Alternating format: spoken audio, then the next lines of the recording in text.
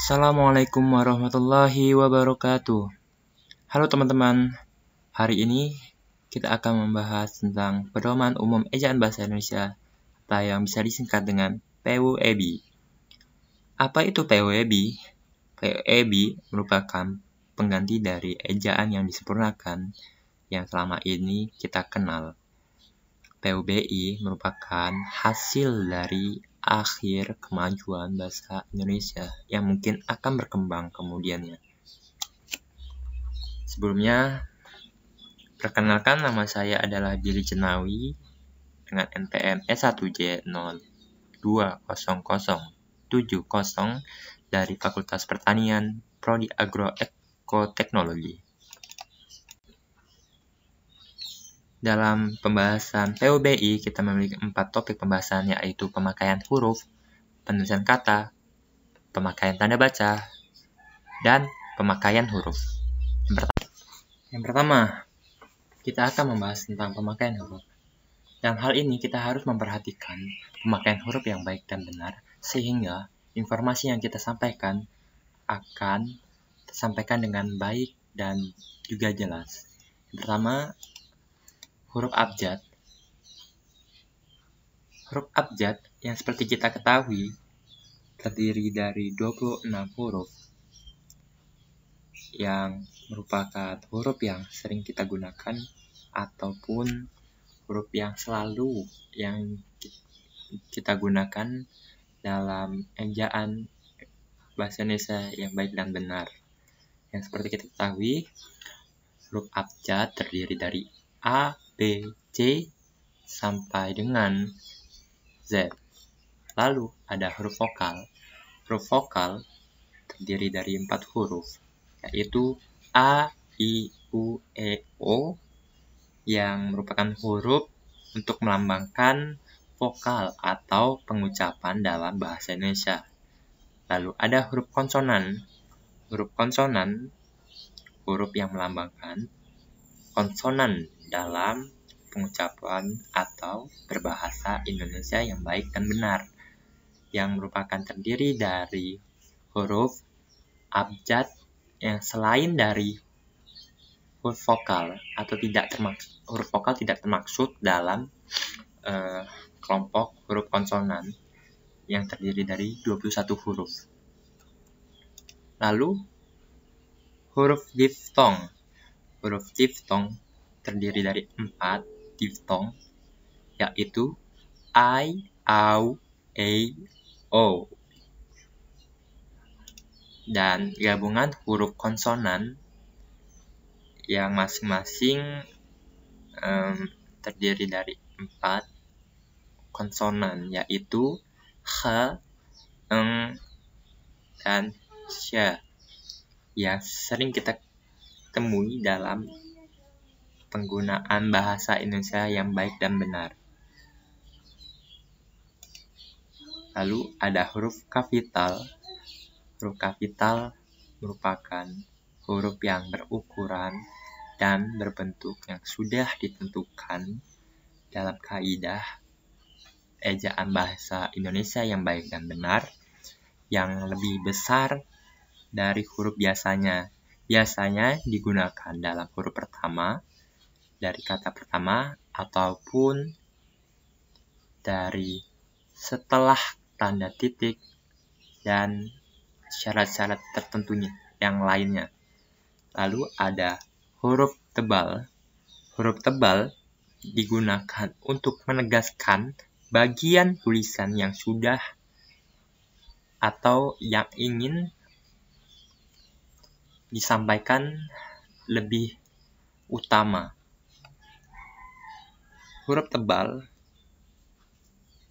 digunakan seperti dalam bagian-bagian karangan seperti judul atau bab dan subbab.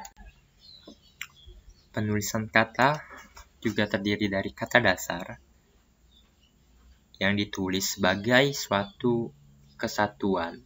Misalnya, bunga berwarna merah, dia tidak bekerja. Lalu ada kata berimbuhan yang dibagi menjadi 2 kelompok. Yang pertama adalah imbuhan yang terdapat pada awalan, sisipan, atau akhiran, serta gabungan antara awalan dan akhiran yang ditulis serangkaian dalam serangkaian bentuk dasar seperti berguru yang merupakan berawal dari kata dasar guru. Lalu memperkerjakan yang kata dasarnya adalah kerja. Lalu ada seniman yang kata dasarnya adalah seni. Lalu kelompok yang kedua, kata imbuhan yang terikat ditulis serangkaian dengan kata yang mengikutinya, seperti adibusana yang kata dasarnya adalah busana. Lalu prasejarah yang kata dasarnya adalah sejarah. Penulisan kata juga terdiri memiliki bagian kata yang memiliki pengulangan, seperti anak-anak, ibu-ibu, bapak-bapak, dan mondar-mandir. Biasanya bentuk pengulangan itu ditandai dengan garis strip. Lalu ada gabungan kata yang biasanya disebut dengan kata majemuk. Seperti contohnya adalah duta besar, anak istri pejabat, yang artinya adalah anak dari istrinya pejabat. Lalu dilipat gandakan. Dalam gabungan kata adalah istilah khusus yang ditulis dengan terpisah. Lalu ada acap kali. Penulisan kata juga memiliki bahasan tentang pemanggalan kata. Pemanggalan kata biasanya dalam pengucapan yang baik dan benar dalam berbahasa Indonesia, seperti dari kata main yang dipenggal menjadi ma dan in. Lalu kata saat yang dipenggal menjadi saat. Dan survei dipenggal menjadi survei. Dan kata lawan yang dipenggal katanya menjadi la dan wan. Lalu ada kata sanggup yang dipenggal katanya menjadi sang dan gup. Dalam pemenggalan kata juga terdapat kata depan yang khusus digunakan terpisah dari kata yang mengikutinya, seperti kata di, ke, dan dari. Contohnya, ke sana. Kata ke yang dipisah dengan kata rujukan atau kata yang dituju.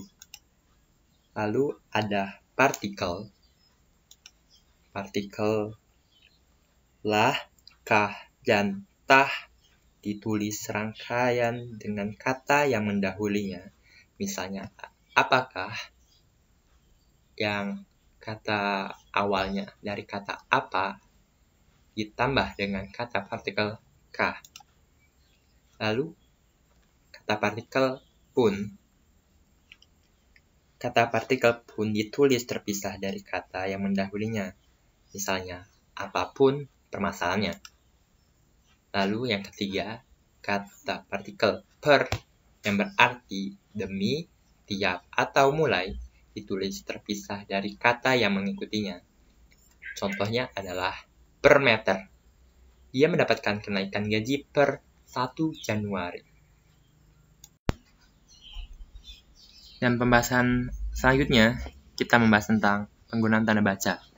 Yang pertama, kita akan membahas tentang penggunaan tanda baca tanda titik. Yang contoh pertama adalah merupakan contoh dari kegunaan tanda titik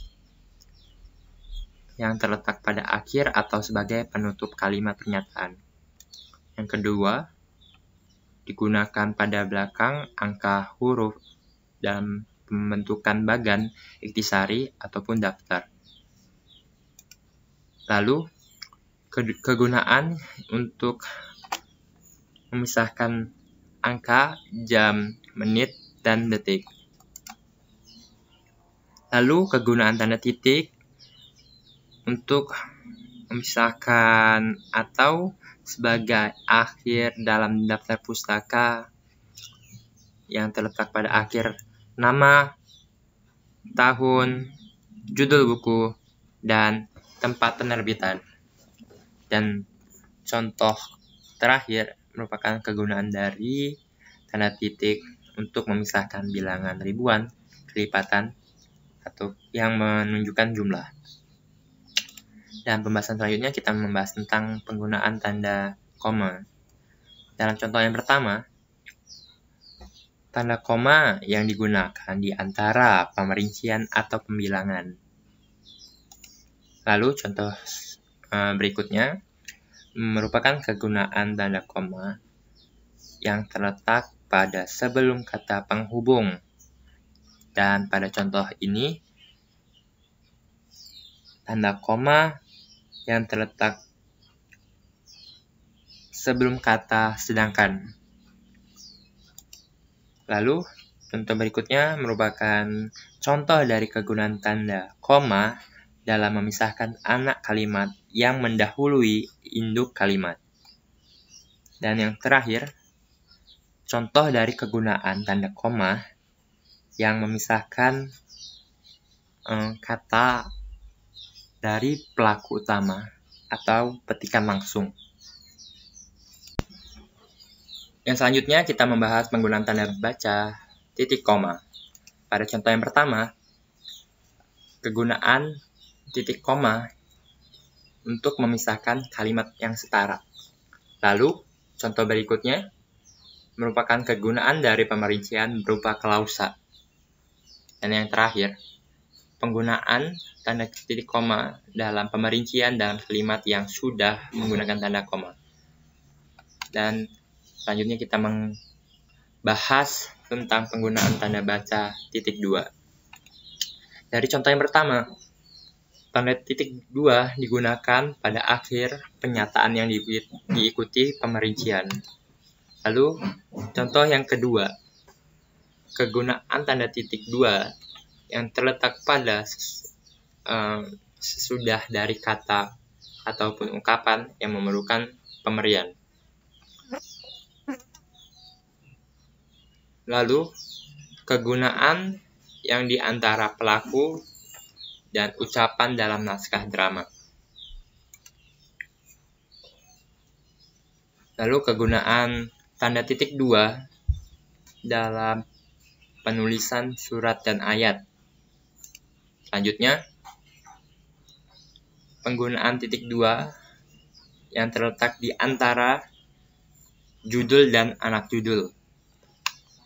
Dan yang terakhir merupakan penggunaan tanda titik 2 di antara nama kota dan penerbit dalam daftar pustaka. Dan itu semua dalam pembahasan pada topik PUBI hari ini. Terima kasih, semoga dapat dipahami dan menjadi ilmu yang berguna. Saya tutup. Wassalamualaikum warahmatullahi wabarakatuh.